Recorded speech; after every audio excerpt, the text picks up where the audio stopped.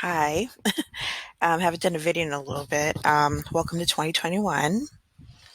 Um, yeah, some interesting things have gone on. So number one, I've had kind of taken a break from the whole Outschool thing.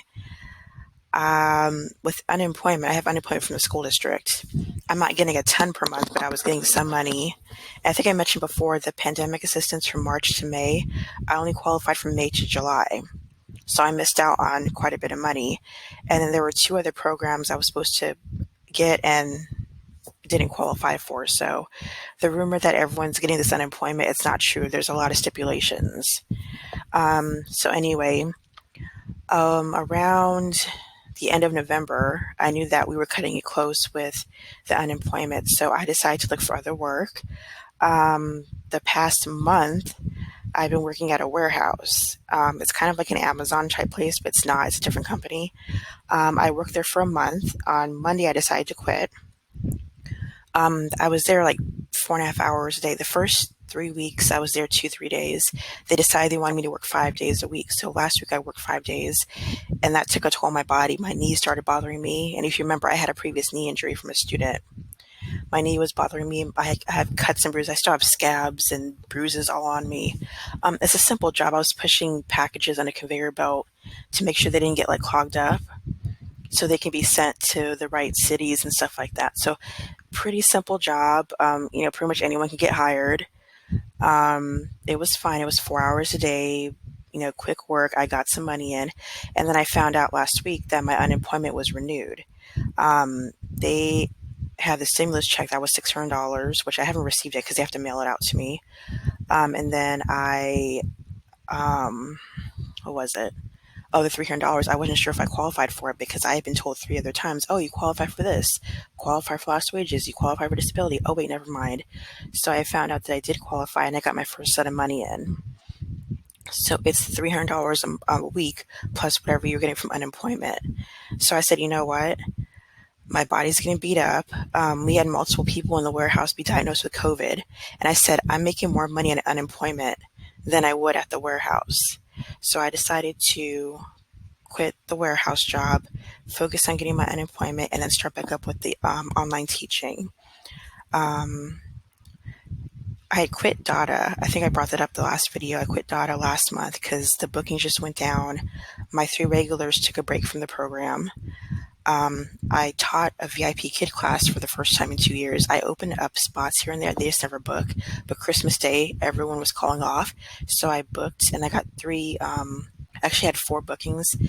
Two were no-shows. One was last-minute no-show, so I got paid for that. And I had two VIP kid classes, which is totally weird. So that was nice, but of course, haven't got any bookings since. um, yeah, Outschool I haven't taught in over a month. The last class I had I think was the week before Christmas. Oh yeah, the week before I started the warehouse. So what my plan is just to get the unemployment. I believe it ends the beginning of April, unless they extend it. And I'm going to open up my Outschool classes again. My snacks class is the most popular, so I opened up about a week. And then also I have a couple of ongoing classes I'm thinking about doing because I keep hearing that ongoing classes are the way to go. I mentioned in my last video, I have a snacks class. I have a couple flex classes, one for journal, one for nouns, verbs, and adjectives. And then I want to open classes for like tracing letters and numbers, and then like another one for like maybe cursive writing. So I'm thinking of all that. And then also, before I started the warehouse job, I had found something, it was kind of like an after school type program, distance learning, where like you do physical activity and you also do other activities. So I had turned that down because I had started the warehouse. But once I quit, I was like, you know what, let me check and see. They were still hiring. And I actually had the first interview yesterday and I was supposed to have another one today. I decided not to go through with that because in the city that I'm in, the program, it would be in person. It would be like 15 kids in a class. I'm just not comfortable with that. If it was distance learning or maybe 5, 6 kids, that's fine. Just because of COVID and I'm at risk, I'm just not comfortable teaching in a class with 16 students. I can't. It's a great program. It's kids who obviously they're all doing the online learning. So they do that. and then we just kind of help them with their homework, and they do physical activity, and then they do other activity. It's like character building activities. It's a very positive program, but yeah, I thought about it, and I'm just like, I can't be in person with that many kids right now. With the numbers skyrocketing, especially over here, that's just not happening. I thought it was more distance learning because that's what it said on the website.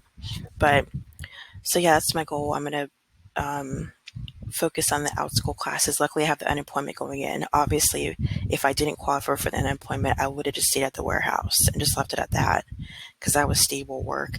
And if after a couple months things still don't pick up really, and then I can always go back to the warehouse. I could always do something else. So the options are there. Right now, it's about my health. Like I put on my Instagram page, I had announced that I quit the warehouse job. I had someone reach out to me and she goes, "Oh, I'm glad you did," because she goes, "That's not safe for COVID."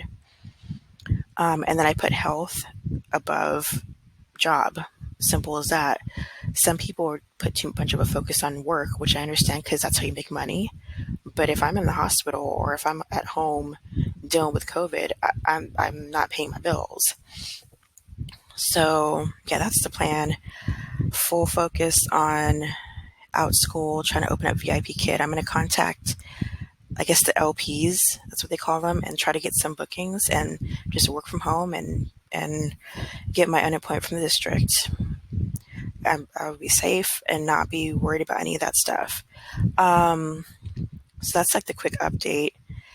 And we see anything else? Well, tomorrow's my birthday. I turned 38. Um, this time last year was very stressful because I was barely working for the district. I was still um, trying to figure out work hours and stuff like that because I'm still on blood thinners. Blood thinners have side effects. So when I was working at the district as a sub, I mean, I'm still employed by them, but I have side effects. I have fatigue and body aches, so I could only work minimum days or half days. So there wasn't a lot of work there on and off.